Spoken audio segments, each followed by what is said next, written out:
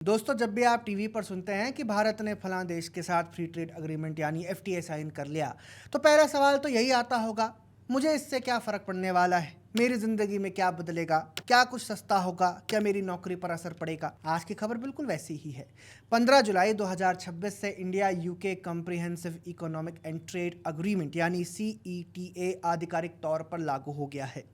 और आपको जानकर हैरानी होगी कि इस एग्रीमेंट की वजह से यूके के लिए एक्सपोर्ट होने वाला भारत के लगभग 99% प्रोडक्ट्स बिना इंपोर्ट ड्यूटी के जा सकेंगे।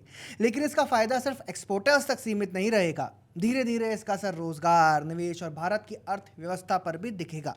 ये भारत के व्यापारिक इतिहास का एक बड़ा माइलस्टोन है। ये भारत और किसी G7 कंट्री के बीच लागू होने वाला सबसे महत्वपूर्ण और व्यापक फ्री ट्रेड अग्रीमेंट्स में से एक है। और सबसे पहले ये भी समझ लीजिए कि यूके कोई छोटा मोटा बाजार नहीं है। यूके भारत का एक प्रमुख व्यापारिक साझेदार है। दोनों देशों के बीच द्विपक्षीय व्यापार पहले ही अरबों डॉलर का है और इस समझौते का लक्ष्य आने वाले वर्षों में इसे और तेजी से बढ़ाना है। यानी भारतीय कंपनीज के लिए दुनिया के सबसे बड़े विकसित मार्केट्स में से एक अब पहले से कहीं ज्यादा आसान हो सकता है। लेकिन सबसे बड़ा सवाल अभी भी वही है, इससे आम आदमी को क्या मिलेगा? सबसे पहले आसान भाषा में समझते हैं कि एफटीए क्या होता है। मान लीजिए भारत की एक कंपनी यूके में कपड़े बेचती है। पहले यूके सरकार उस सामान पर इंपोर्ट ड्यूटी लगाती थी, यानी भारतीय सामान वहां पहुंचते ही महंगा हो जाता था। लेकिन अब इस अग्रीमेंट के बाद भारत के लगभग 99% एक्सपोर्ट्स ड्यूटी फ्री एंट्री पाएंगे। मतलब वही भारतीय सामान अब यूके में पहले से सस्ता बिकेगा। अब आप सोच रहे होंगे, अच्छा यूके में सस्ता बिकेगा तो मुझे क्या? और यहीं से असली कहानी तो शुरू होती है। जब भारतीय सामान यूके में सस्ता होगा तो वहाँ के बायर्स भारत से ज़्यादा खरीदारी करेंगे, ज़्यादा ऑर्डर्स आएंगे, फैक्ट्रीज में ज़्यादा प्रोडक्शन होगा, एक्सपोर्टर्स को ज़्यादा काम मिलेगा और उसके साथ साथ रोज़गार के नए अवसर भी बनेंगे। यानी इसका फ़ायदा सिर्फ किसी बड़े एक्सपोर्टर को ही नहीं, बल्कि उस फैक्ट्री में काम करने वाले कर्मचारी, truck driver, packaging worker, MSME owner और सप्लाई चेन से जुड़े लाखों लोगों तक पहुँचेगा। और सबसे ज़्यादा फायदा किन सेक्टर्स को होने वाला है? सबसे पहले टेक्सटाइल्स और गारमेंट्स। भारत का कपड़ा उद्योग लाखों लोगों को रोजगार देता है। इसके बाद लेदर और footwear, James and jewellery, engineering goods, marine products, auto components, chemicals, food processing और इंडियन स्पाइसेस जैसे सेक्टर्स को भी बड़ा फायदा मिलने की उम्मीद है। यानी जिन इंडस्ट्रीज में सबसे ज़्यादा लोग काम करते हैं, उन्हीं सेक्टर्स को इस अग्रीमेंट से सबसे बड़ा बूस्ट मिलने वाला है। लेकिन यहाँ एक और दिलचस्प सवाल आता है, अगर भारत का सामान यूके में सस्ता हो जाएगा तो क्या यूके का सामान भी भारत में सस्ता होगा? जवाब है हाँ। लेकिन पूरी कहानी यही नहीं है। भारत ने भी इस अग्रीमेंट के तहत यूके के कुछ प्रोडक्ट्स पर टैरिफ्स कम करने की बात मानी है। लेकिन ये एकदम से नहीं होगा, इसे फेज्ड मैनर में लागू किया जाएगा। इनमें प्रीमियम का स्कॉच विस्की, जिन, कुछ इलेक्ट्रॉनिक्स और लग्जरी प्रोडक्ट शामिल हैं। अब बहुत लोग यही सुनकर कहेंगे, तो क्या अब स्कॉच विस्की और प्रीमियम कार सस्ती हो जाएंगी? लोगों का ध्यान अक्सर सिर्फ BMW और स्कॉच विस्की पर जाता है। लेकिन असलियत यह है कि इस एफटीए के तहत यूके के कई अन्य उत्पाद जैसे cosmetics, chocolates, medical devices, machinery और कुछ इंडस्ट्रियल गुड्स, इन सब पर चरणबद्ध तरीके से टैरिफ कम किए जाएंगे। हो सकता है आने वाले समय में कुछ प्रीमियम इंपोर्टेड प्रोडक्ट्स की कीमतों पर असर दिखे। लेकिन कई लोग सिर्फ स्कॉच विस्की या प्रीमियम कार्स पर चर्चा करते हैं, जबकि किसी भी एफटीए की सफलता इस बात से नहीं मानी जाती कि कौन सी विदेशी चीज़ कितनी सस्ती हुई।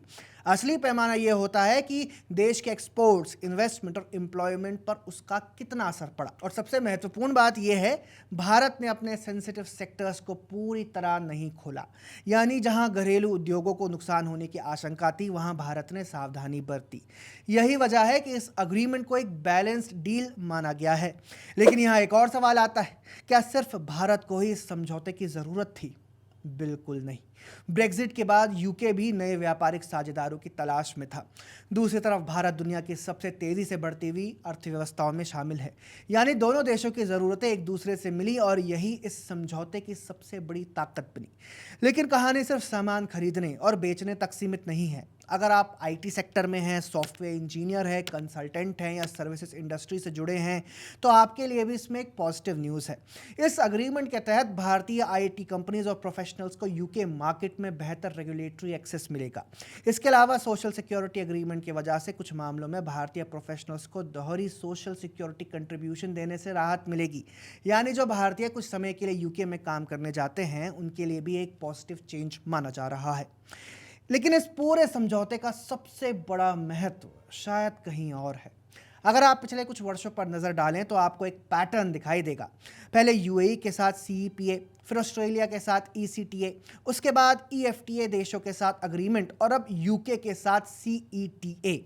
इसके साथ साथ भारत यूरोपियन यूनियन के साथ भी बड़े ट्रेड अग्रीमेंट्स को आगे बढ़ाने की कोशिश कर रहा है। सवाल है, अगर भारत के पास दुनिया के इतने बड़े मार्केट्स तक आसान पहुंच होगी तो दुनिया की कंपनीज भारत में मैन्युफैक्चरिंग क्यों नहीं करना चाहेंगी? यहीं से चाइना प्लस वन स्ट्रैटेजी की कहानी शुरू होती है। आज दुनिया की कई कंपनी सिर्फ चीन पर निर्भर नहीं रहना चाहती, वे अपने सप्लाई चेन्स को डाइवर्सिफाई कर रही हैं।